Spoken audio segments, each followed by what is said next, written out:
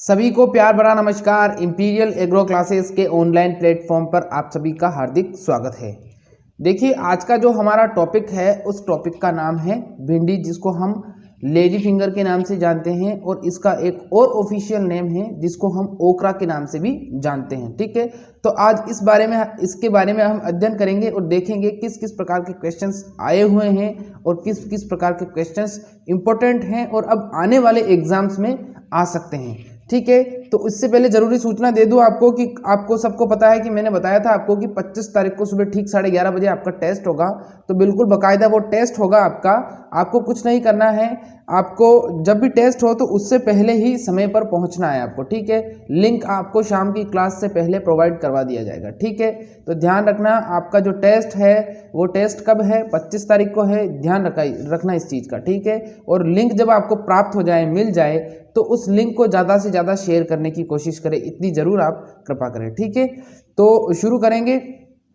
शुरू करने से पहले मैं ये कहना चाहूँगा एक बात और कि प्लीज़ जो न्यू स्टूडेंट है वो वीडियो को लाइक कर दीजिए और चैनल सब्सक्राइब करके बेल आइकन को दबा लीजिए, ताकि आगे जो टेस्ट होने वाला है 25 जून 2020 को, उसका आप हिस्सा बन सके और आप एक अच्छा सा एक सर्टिफिकेट बोल सकते हैं उसको, या एक अच्छा सा सम्मान पाने का मौका मिलेगा।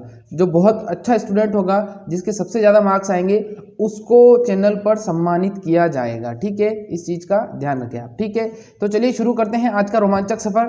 क्वेश्चन नंबर फर्स्ट देखिए क्या है हमारा। देखिए, क्लास मीडियम क्लास है लेकिन क्वेश्चन सारे ही मक्खन लाया हूं मैं, इंपॉर्टेंट लाया हूं, तो पूरी क्लास अटेंड करिएगा। ठीक है, ज़्यादा बड़ी नहीं है आज क्लास, भिंडी की जो क्रॉप है वो लिमिटेड है, तो ध्यान रखना इस चीज़ का। क्वेश्चन नंबर फर्स्ट देखिए क्या है। भिंडी का वानस्पतिक नाम है।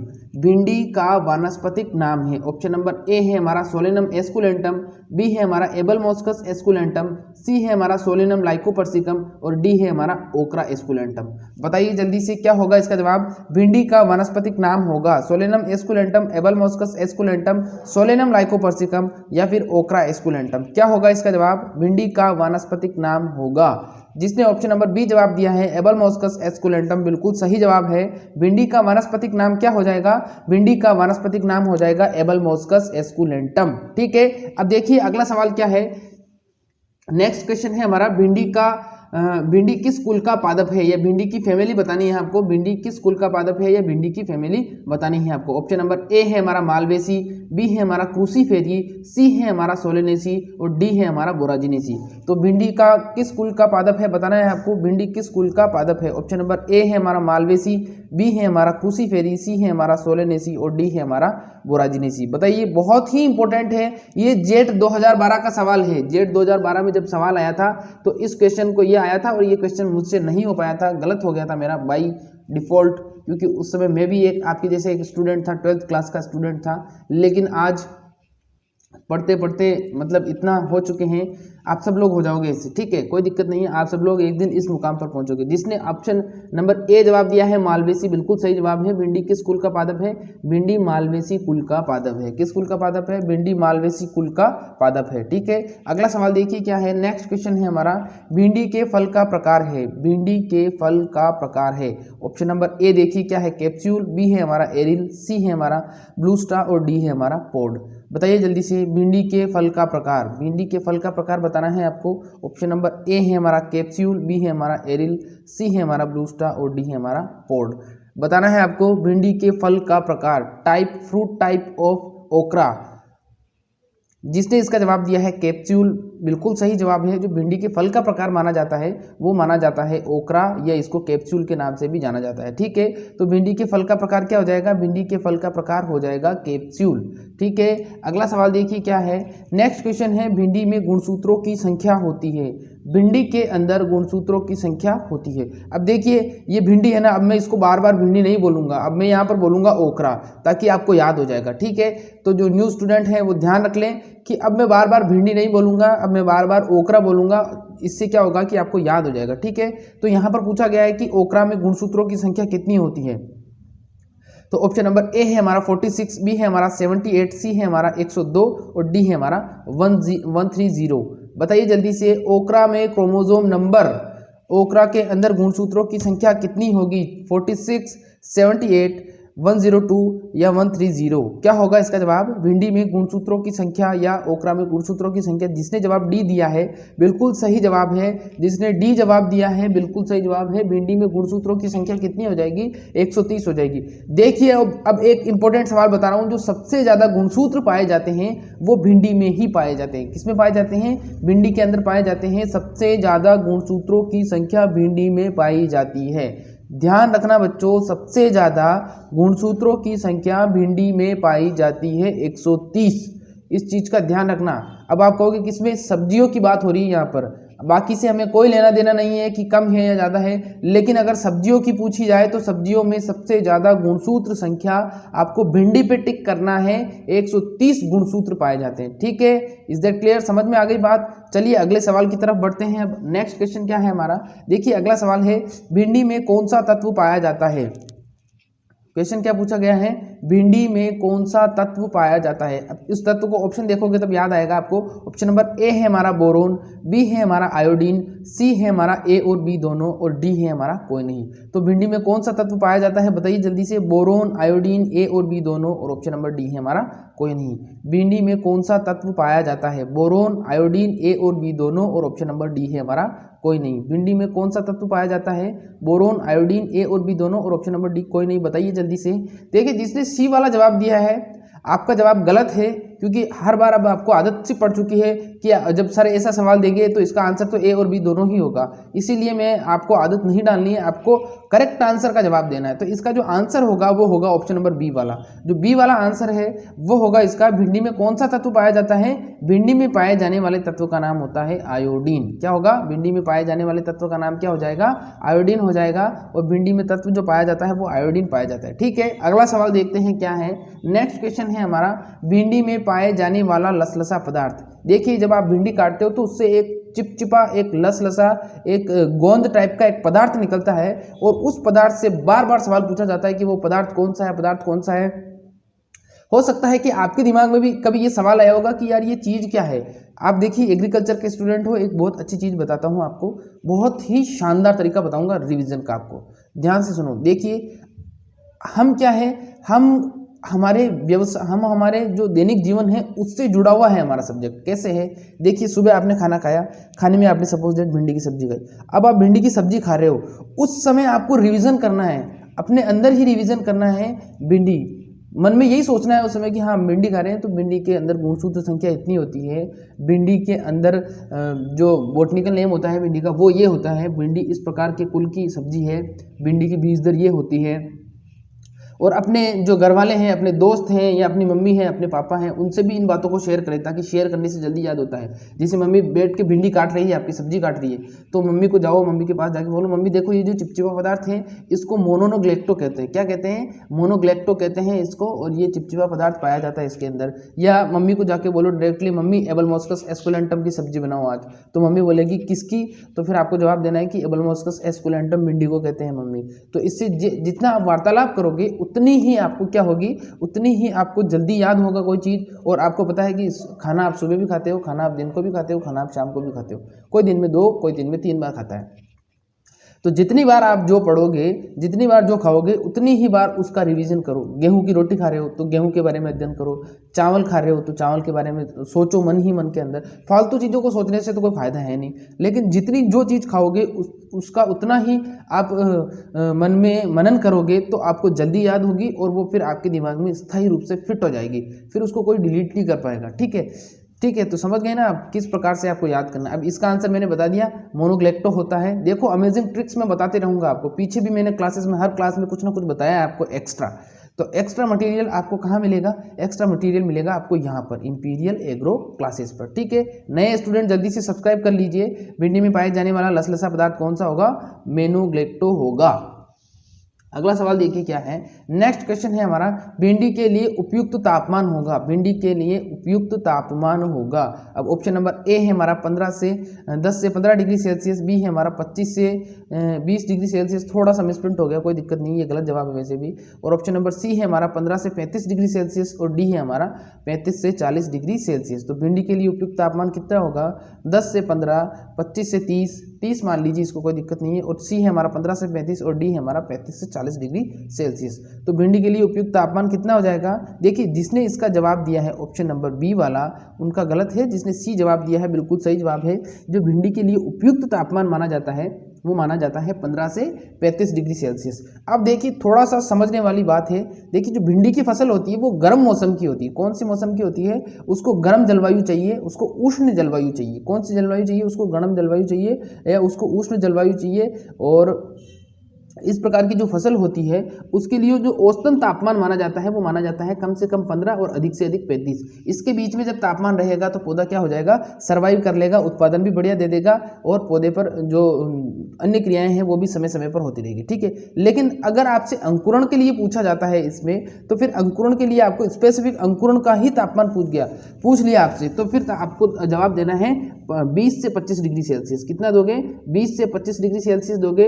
25 से 20 कर रखा है, इसको कोई दिक्कत नहीं, इस जीरो को उठा के इधर ले आओ, इस 5 को उठा के इधर कर लो। तो 20 से 25 डिग्री सेल्सियस कितना तापमान? 20 से 25 डिग्री सेल्सियस जो तापमान होता है वो अंकुरण के लिए उपयुक्त माना जाता है। और बाकी आपको पता ही है कि जो नॉर्मल तापमान होगा वो 15 से 35 डिग्री सेल्सियस होगा, ठीक है। अब अगले सवाल की तरफ बढ़ते हैं। नेक्स्ट क्वेश्चन है हमारा, भिंडी की खेती के लिए उपयुक्त पीएच। भिंडी की खेती के लिए उपयुक्त पीएच क्या होगा? भिंडी की खेती के लिए उपयुक्त पीएच बताना है आपको। ऑप्शन नंबर ए है हमारा 3.5 से 6.5, बी है हमारा 6.5 से 7.5, सी है हमारा 7.5 से 8.5, डी है हमारा 7.5 से 9.5। जवाब दीजिए क्या होगा इसका जवाब? भिंडी की खेती के लिए उपयुक्त पीएच होगा। भिंडी की खेती के लिए उपयुक्त पीएच बताना है आपको, क्या होगा उपयुक्त पीएच? ऑप्शन नंबर ए है हमारा 3.5 से 6.5, बी है हमारा 6.5 से 7.5, सी है हमारा 7.5 से 8.5 और डी है हमारा 7.5 से 9.5। बताइए इसका क्या जवाब होगा? भिंडी की खेती के लिए उपयुक्त पीएच बताना है आपको, जल्दी से बताइए। देखिए जिसने इसका जवाब दिया है 6.5 से 7.5 बिल्कुल सटीक आंसर है ये। भिंडी की खेती के लिए उपयुक्त जो पीएच मान होगा वो कितना होगा? भिंडी की खेती के लिए उपयुक्त पीएच मान माना जाता है 6.5 से 7.5। ये सवाल बार बार पूछा जाता है, बार बार पूछा जाता है ये सवाल, तो आपको ध्यान रखना है। पीएच पूछ ले तो 6.5 से 7.5 पर टिक करना है आपको, ठीक है। चलिए अगले सवाल की तरफ बढ़ते हैं।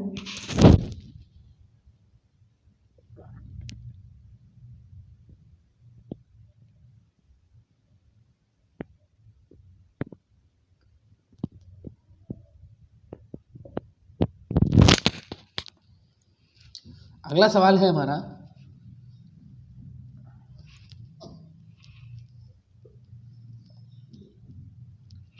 भिंडी की किस्म है। भिंडी की किस्म पूछी गई है कि कौन सी इसमें से कौन सी किस्म भिंडी की किस्म है। ऑप्शन नंबर ए है हमारा पूसा क्रांति, बी है हमारा पूसा सावनी, सी है हमारा पूसा मखमली और डी है हमारा उपरोक्त सभी। बताइए जल्दी से। भिंडी की किस्म होगी पूसा क्रांति, पूसा सावनी, पूसा मखमली या फिर उपरोक्त सभी। भिंडी की किस्म पूसा क्रांति, पूसा सावनी, पूसा मखमली या फिर उपरोक्त सभी। क्या होगा इसका जवाब? भिंडी की किस्म बतानी है आपको। भिंडी की किस्म कौन सी होगी? भिंडी की किस्म बतानी है आपको। देखिए जिसने ऑप्शन नंबर सी जवाब दिया है, डी जवाब दिया है उपरोक्त सभी, बिल्कुल सही जवाब है आपका। देखिए जो भिंडी की किस्म है वो तीनों की तीनों ही भिंडी की किस्म है और ये तीनों किस्में भिंडी की मानी जाती है। पूसा क्रांति भी, पूसा सावनी भी और पूसा मखमली भी। लेकिन इसमें से जो पूसा मखमली किस्म है बहुत ही ज़्यादा इंपॉर्टेंट है बच्चों, बार बार एग्जाम में पूछी जाती है पूसा मखमली। इस चीज़ का आपको ध्यान रखना है कि पूसा मखमली बार बार पूछी जाती है, ठीक है। अगला सवाल देखिए क्या है। नेक्स्ट क्वेश्चन है हमारा, भिंडी की सबसे पहली किस्म है। अब इसको भी ध्यान से देखना है आपको, भिंडी की सबसे पहली किस्म कौन सी होगी बताना है आपको। ऑप्शन नंबर ए है हमारा पूसा क्रांति, बी है हमारा पूसा सावनी, सी है हमारा पूसा मखमली और डी है हमारा पूसा A4 साइज वाला पेपर होता है ना, वो वाला नहीं है ये। भिंडी की सबसे पहली किस्म बतानी है आपको। भिंडी की सबसे पहली किस्म कौन सी होगी? भिंडी की सबसे पहली किस्म कौन सी होगी? ऑप्शन नंबर ए है हमारा पूसा क्रांति, बी है हमारा पूसा सावनी, सी है हमारा पूसा मखमली और डी है हमारा पूसा A4। क्या होगा इसका जवाब? भिंडी की सबसे पहली किस्म, भिंडी की सबसे पहली किस्म बताइए जल्दी से, क्या होगा इसका जवाब? भिंडी की सबसे पहली किस्म पूसा क्रांति, पूसा सावनी, पूसा मखमली, पूसा A4। जिसने इसका जवाब दिया है पूसा सावनी बिल्कुल सही जवाब है। भिंडी की सबसे पहली जो किस्म मानी जाती है वो कौन सी मानी जाती है? पूसा सावनी मानी जाती है। अब देखिए एक अमेजिंग चीज और बता देता हूं आपको, ये जो पूसा सावनी किस्म है ये भिंडी की तो पहली किस्म है ही है,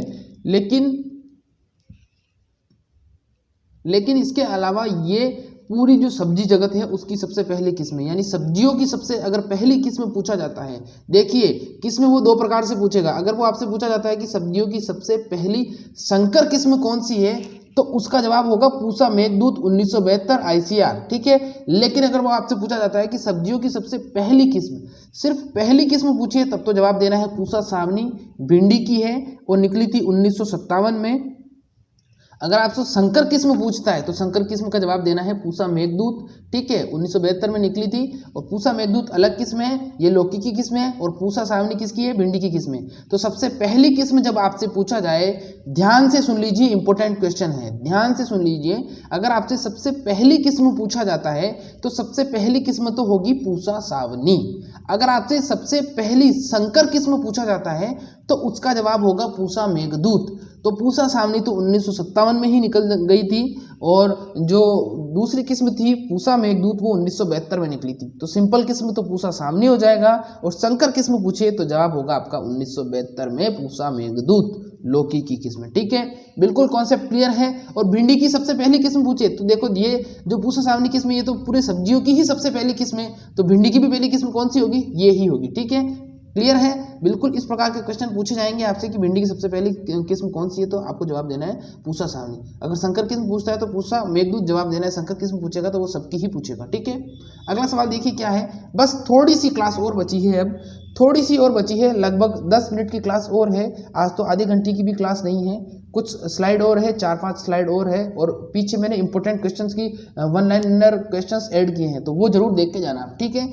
तो अगला सवाल देखिए क्या है, भिंडी की पीत शिरा मोजेक के प्रति प्रतिरोधी किस्म है, भिंडी की पीत शिरा मोजेक के प्रति प्रतिरोधी किस्म कौन सी होगी। ऑप्शन नंबर ए है हमारा हरभजन, बी है हमारा पूसा क्रांति, सी है हमारा अर्का अनामिका, और डी है हमारा उपरोक्त सभी। भिंडी की पीत शिरा मोजेक के प्रति प्रतिरोधी किस्म होगी, भिंडी की पीत शिरा मोजेक के प्रति प्रतिरोधी किस्म होगी, हरभजन होगी, पूसा क्रांति होगी, अर्का अनामिका होगी, या फिर उपरोक्त सभी होगी। अब देखिए जवाब देना है। अब जिसको पता नहीं है कि पीत शिरा क्या होता है, देखिए पीत शिरा का मतलब येलो मोजेक वायरस की बात हो रही है यहाँ पर। ये जो जहाँ पर भी मोजेक नाम आता है, जहाँ पर भी मोजेक नाम आता है, आपको सीधा उस रोग को किससे बताना है, आपको सीधा उस रोग को बताना है कि ये वायरस से होने वाला रोग है, ठीक है। तो अगर आपसे पूछ ले कोई कि भिंडी का पीत शिरा मोजेक रोग किससे होता है, तो भिंडी का पीत शिरा मोजेक रोग किससे बताओगे, भिंडी का पीत शिरा मोजेक रोग होगा वायरस के द्वारा, ठीक है। तो भिंडी की पीत शिरा मोजेक के प्रति प्रतिरोधी किस्म कौन सी होगी, हरभजन है, पूसा क्रांति है, अर्का अनामिका है, या उपरोक्त सभी है। क्या होगा इसका जवाब बताइए जल्दी से, भिंडी की पीत शिरा मोजेक के प्रति प्रतिरोधी किस्म होगी हरभजन, पूसा क्रांति, अर्का अनामिका, या उपरोक्त सभी। बताइए क्या होगा इसका जवाब। जिसने इसका जवाब दिया है, देखिए जिसने इसका जवाब दिया है भिंडी की पीत शिरा मोजेक के प्रति प्रतिरोधी किस्म, जिसने इसका जवाब दिया है उपरोक्त सभी, बिल्कुल सही जवाब है।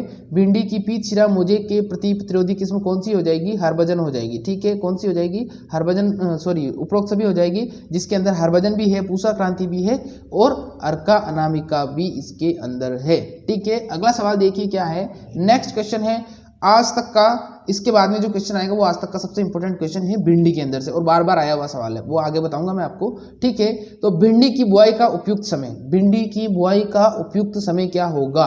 ऑप्शन नंबर ए है हमारा जुलाई अगस्त, बी है हमारा फरवरी मार्च, सी है हमारा ए और बी दोनों, और डी है हमारा उपरोक्त सभी। बताना है आपको कि भिंडी की बुआई का उपयुक्त समय क्या होगा।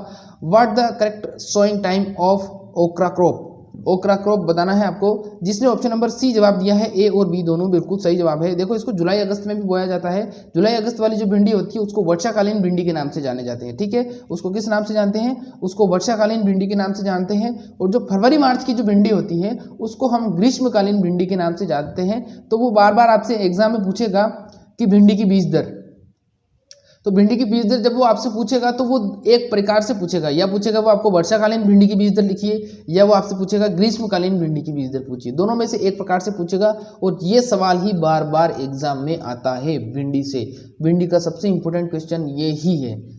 अब देखिए वो पूछेगा कैसे, देखिए वो ऐसे पूछेगा, इस प्रकार से पूछेगा। क्वेश्चन आपके सामने देखा, वो वर्षाकालीन भिंडी की बीज दर होगी, वर्षाकालीन भिंडी की बीज दर होगी। इसका मतलब क्या है कि मतलब जब हम बरसात के समय जो भिंडी उगाते हैं उसकी बीज दर पूछी गई है यहाँ पे, ठीक है। अब देखिए 8 से 10 किलोग्राम, 18 से 20 किलोग्राम, 25 से 30 किलोग्राम, या 35 से 40 किलोग्राम। अब बताना है आपको। अब देखिए सबसे इंपॉर्टेंट बात यह है कि वो आपसे एक और तरीके से पूछ सकता है, वो आपसे ये भी पूछ सकता है कि खरीफ की भिंडी की बीज दर बताइए। तो खरीफ की भिंडी की, देखिए भिंडी जो उगाई जाती है, पूरा कॉन्सेप्ट अब ध्यान से समझिए, मैं पूरा कॉन्सेप्ट ही क्लियर करके मानूंगा आप, ठीक है। देखिए भिंडी जो उगाई जाती है वो 2 मौसम में उगाई जाती है। किस किस में? एक उगाई जाती है खरीफ में और एक उगाई जाती है बसंत ऋतु में। अब खरीफ तो सब लोग जानते हैं कि खरीफ ऋतु कौन सी होती है।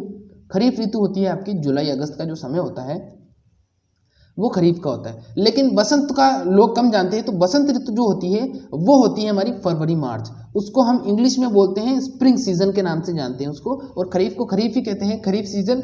और जो बसंत कालीन होता है उसको हम स्प्रिंग सीजन के नाम से जानते हैं, ठीक है।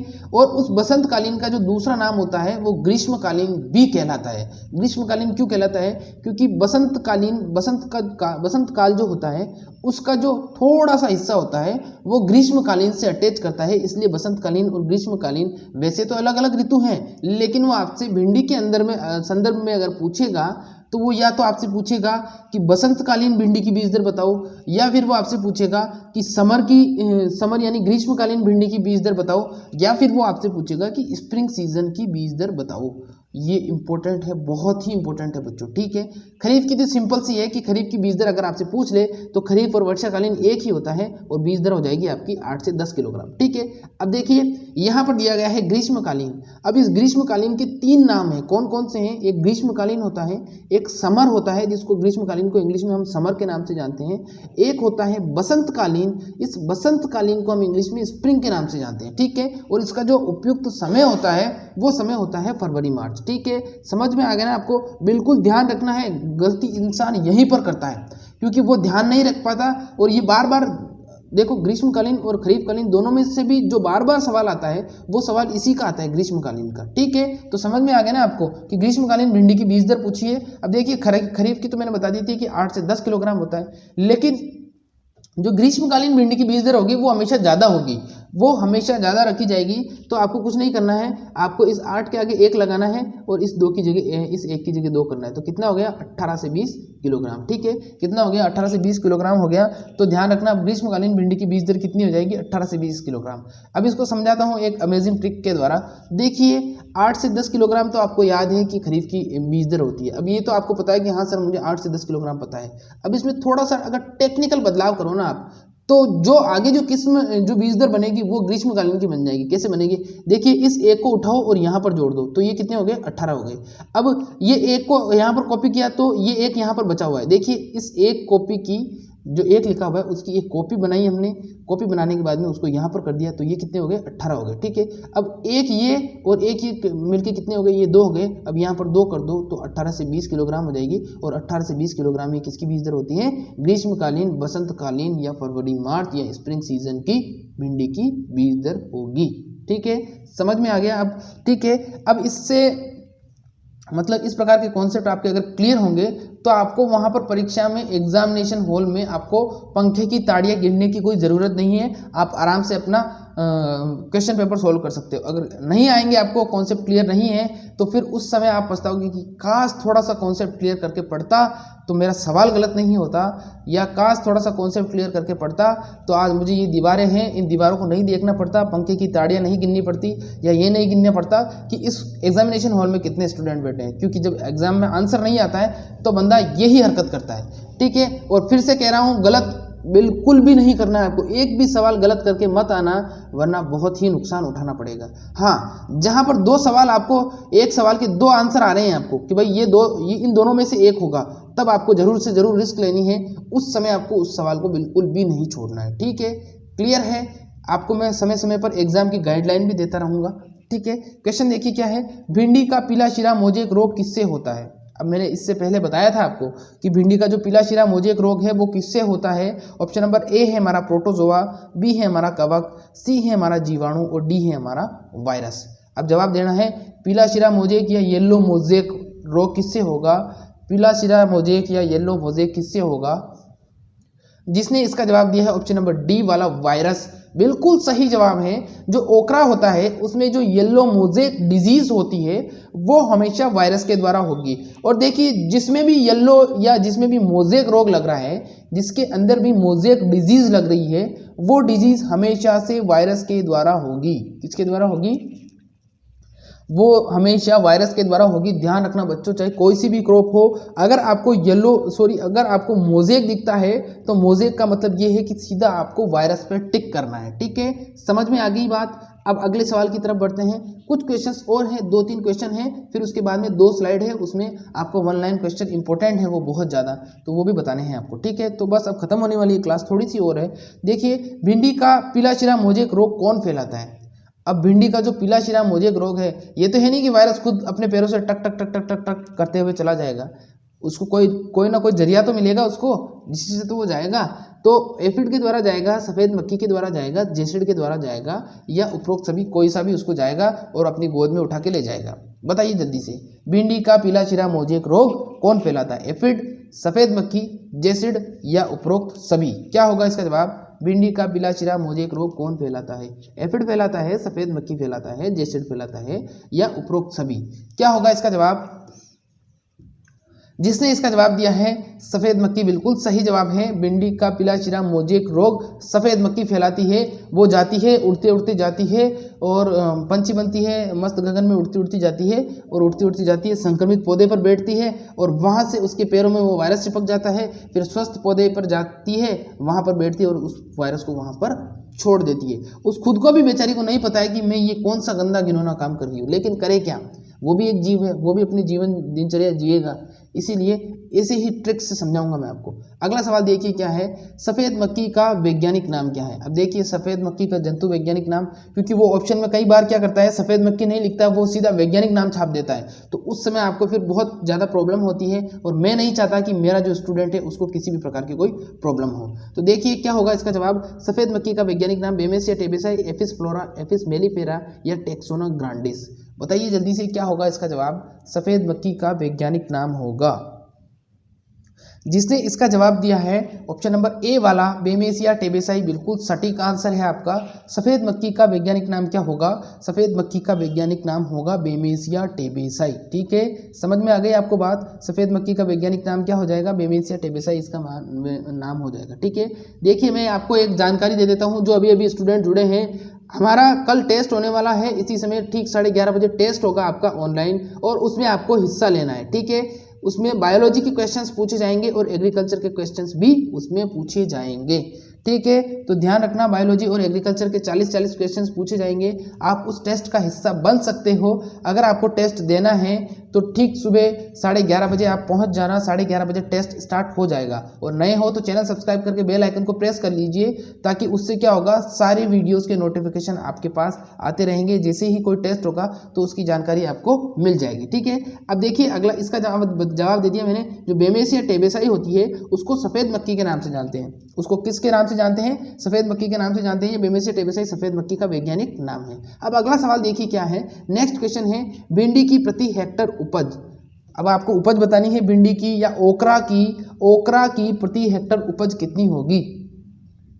8 से 10 टन, 8 टन, 10 टन, 12 टन या 15 टन? बताइए क्या होगा इसका जवाब? क्या होगा इसका जवाब? ओकरा की उपज बतानी है आपको, 8 टन, 10 टन, 12 टन या फिर 15 टन? क्या होगा इसका जवाब? जिसने इसका जवाब दिया है ऑप्शन नंबर सी वाला, बिल्कुल सही जवाब है। जो भिंडी की बीज दर होगी वो कितनी होगी? भिंडी की बीज दर होगी 12 टन। कितनी होगी? बीज दर नहीं, उपज कितनी होगी? 12 टन। तो भिंडी की प्रति हेक्टर उपज कितनी हो जाएगी? भिंडी की प्रति हेक्टर उपज हो जाएगी 12 टन। ठीक है, अगला सवाल देखिए क्या है।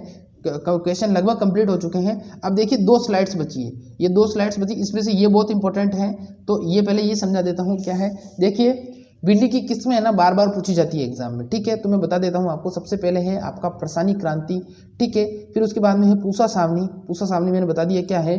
पीत शिरा मोज़ेक की प्रति प्रतिरोधी किस्में 1957 में निकाली गई थी और सब्जियों की सबसे पहली किस्में।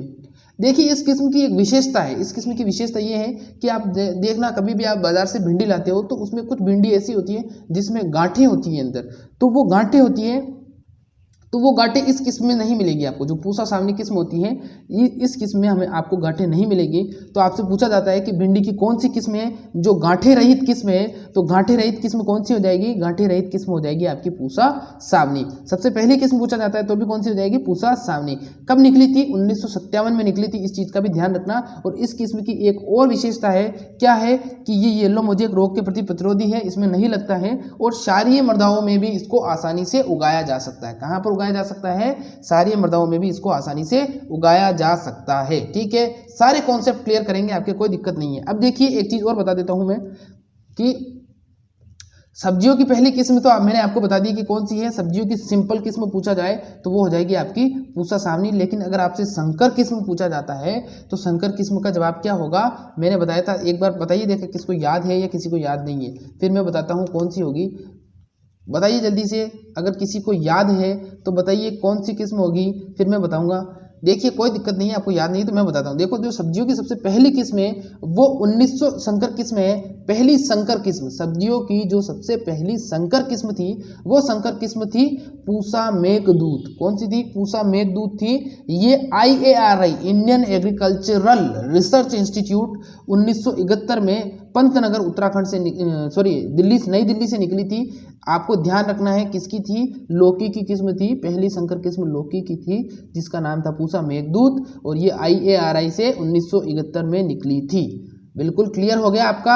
देखिए ये सवाल आएगा ही आएगा आपका, ठीक है, ध्यान रखना इस चीज का। और जब हम लौकी पढ़ेंगे तो उस समय में और आपके कॉन्सेप्ट क्लियर कर दूंगा, ठीक है। फिर इसके बाद में नेक्स्ट है पंजाब पद्मिनी, पूसा मखमली। बहुत ही इंपॉर्टेंट क्वेश्चन है, बार बार एग्जाम में सिर्फ सिंपल क्वेश्चन ही उठा के पूछ लिया जाता है आपसे कि पूसा मखमली किसकी किस्म है, पूसा मखमली किसकी किस्म है। तो ध्यान रखना पूसा मखमली भिंडी की हो जाएगी, क्योंकि भिंडी भी एक मखमल मुलायम सब्जी होती है, ठीक है। फिर उसके बाद में नेक्स्ट है गुजरात भिंडी। फिर है हरभजन सिंह, हमारे जो क्रिकेट प्लेयर है उनका नाम नहीं लिखा है मैंने हरभजन किस्म भिंडी की है उसका नाम लिखा है, ठीक है। अगला है हमारा अर्का अनामिका, फिर अर्का अभय, वैशाली वधु, फिर वर्षा उपहार, फिर आधुनिक और पांचाली। पांचाली वही आप जानते हो, पांचाली किसको कहते हैं? द्रौपदी को कहते हैं पांचाली। तो पांचाली से आपको देखो अब याद कैसे करना है। पांचाली, हमारे शरीर में उंगलियां कितनी होती हैं? शरीर में एक हाथ में उंगलियां कितनी होती हैं? जी सर, एक हाथ में उंगलियां होती है 5।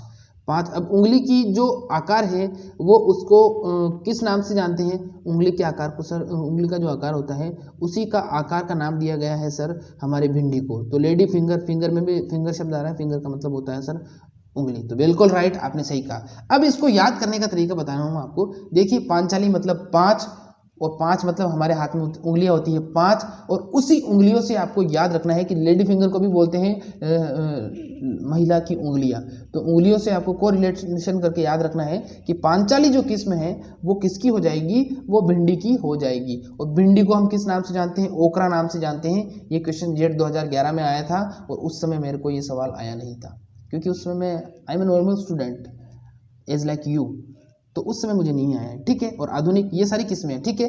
अब वन लाइनर क्वेश्चन देखते हैं कौन कौन से हैं। देखिए आपने वैसे तो स्क्रीनशॉट ले लिया होगा, नहीं लिया तो ले लो आप स्क्रीनशॉट, कोई दिक्कत नहीं है, स्क्रीनशॉट ले सकते हो आप।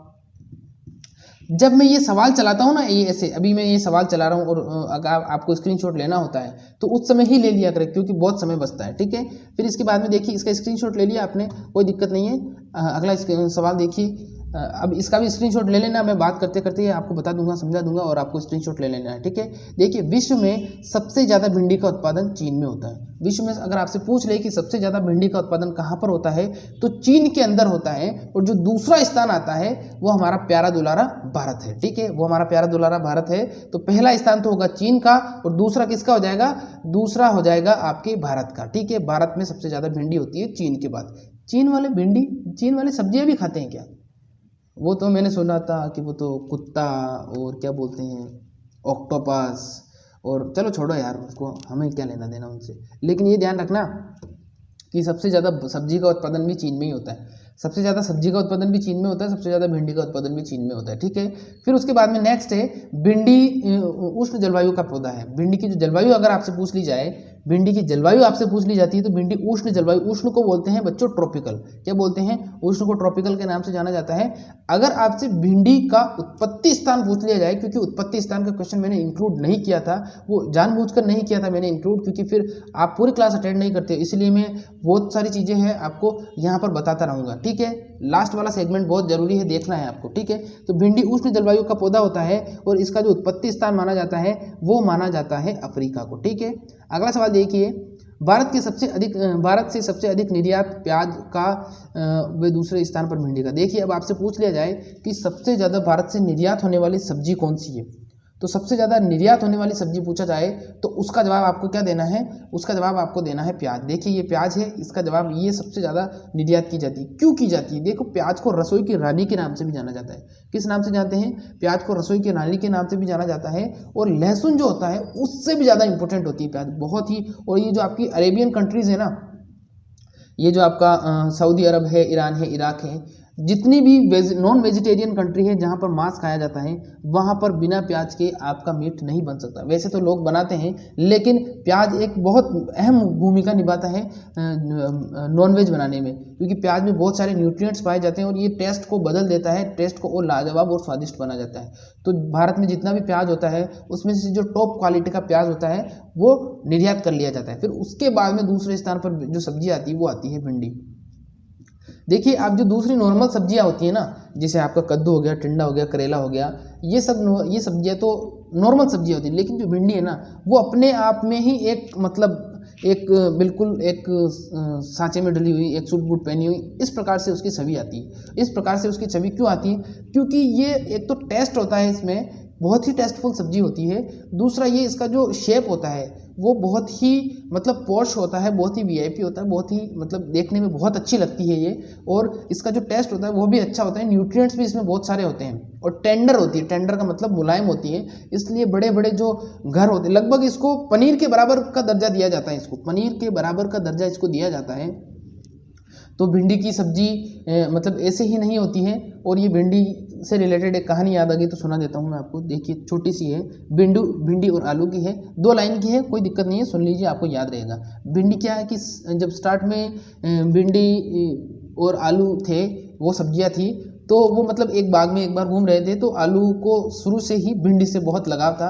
तो एक दिन आलू भिंडी के पास जाता है और भिंडी को कहता है कि मुझे तुमसे प्यार हो गया है और मैं तुमसे शादी करना चाहता हूँ। ठीक है, तो भिंडी बहुत ही घमंडी थी शुरू से ही, क्योंकि वो कहती थी मैं इतनी सुंदर हूँ, मैं इतनी स्लिम हूँ, मैं इतनी फिट हूँ, मैं इतनी मुलायम हूँ, तो मैं तुमसे नहीं कर सकती। और तुम देखो तुम कैसे हो, तुम आलू हो, तुम भालू हो, तुम बड़े हो, तो मैं तुमसे नहीं कर सकती, शादी नहीं कर सकती।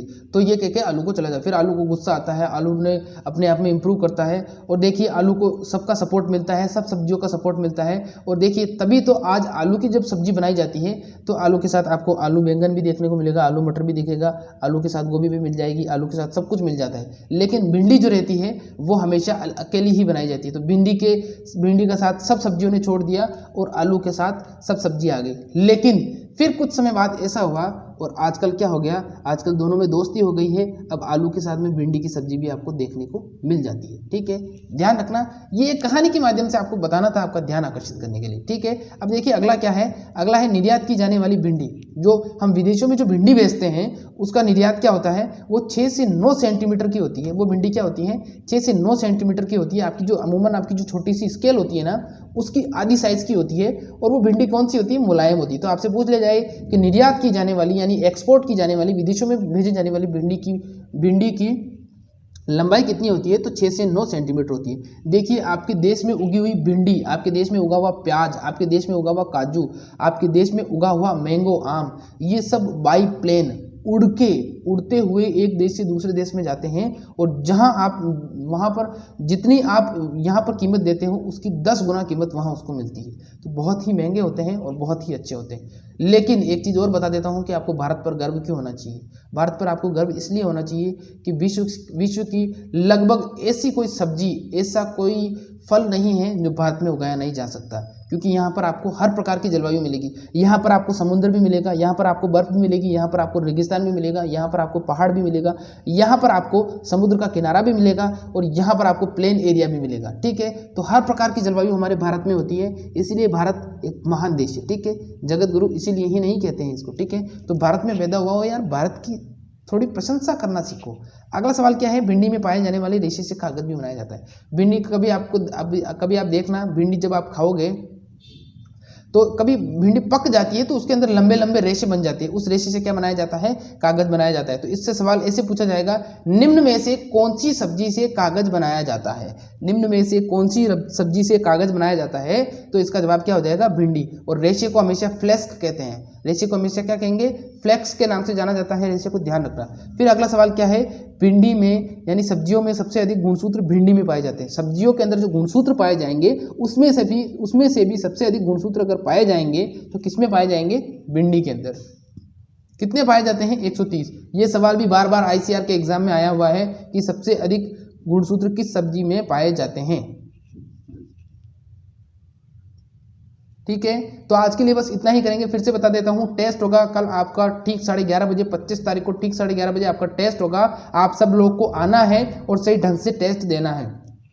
जो न्यू कमर स्टूडेंट है उनको आपको कुछ नहीं, आपको जैसे ये क्लास चल रही है उस समय आ जाना, मैं टेस्ट के पहले आपको सारे नियम कायदे कानून बता दूंगा आराम से। ठीक है, कोई दिक्कत नहीं है। आज के लिए बस इतना ही, मिलेंगे शाम को ठीक 8:30 बजे। कल तो क्या प्रॉब्लम हो गई थी थोड़ी, इसलिए मैं कहीं चला गया था, इसलिए क्लास नहीं ले पाया था। आज शाम को ठीक 8:30 बजे आपकी क्लास होगी, बिल्कुल भारी संख्या में आपको आना है। ठीक है, तो अभी के लिए बस इतना ही। खुश रहिए, मस्त रहिए, हंसते रहिए, घर पर रहिए, पढ़ाई करते रहिए, बाहर तो कोरोना है। ठीक है, धन्यवाद।